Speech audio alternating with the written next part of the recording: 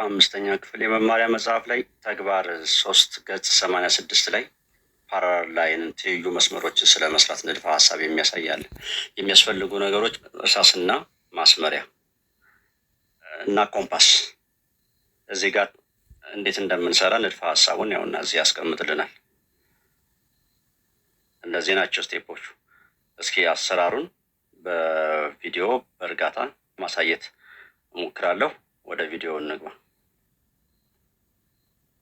አንዲት ሲዲ አግድም መስመርና አንዲት ፖይንት ኢ ላይ እሷ የሚያልፍ እዚህ ጋር መገናኛ ነጥቧ ነች ኤፍ። እዚህ ላይ እንግዲህ ሊነሳ የሚችለው ጥያቄ እዚህ ጋር ኤፍ ማለት ሁለቱ ኢንተርሴክት የሚደራረጉበት ወይም የሚቆራረጡበት ነጥብ፣ እዚች ጋር ያለችው ኢ ማለት የፈለግንበት ቦታ ባይሆን ምን ያክል ክፍተት መኖር አለበት ብለን የምንፈልገው ቦታ እዚህ ጋር ማድረግ እችላለሁ፣ እዚህ ጋር ማድረግ እችላለሁ።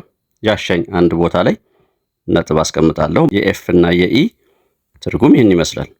ክፍተት ያክል ኮምፓሱን እንደዚህ ምልክት እናስቀምጣለን። በመቀጠል እንሄድና ለእነዚህ ስያሜ ከሰጠን በኋላ ኢ ፊደል ላይ ሄደን በተመሳሳይ በዛችሁ የኮምፓስ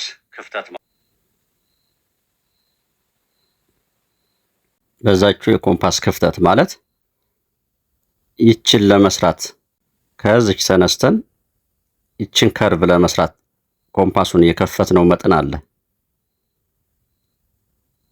ልክ በሱ ይችንም ተጠቅመንበታል እና እዚህ ጋር መተን ኢ ላይ አርፈን በዛው የኮምፓስ ክፍተት ያክል እነዚህና እችን ከርቭ እንሰራለን ነው። አሁን ከዚህ እስከዚህ ያለውን ደግሞ ርዝማኔ ያክል ከፈት እናደርጋለን።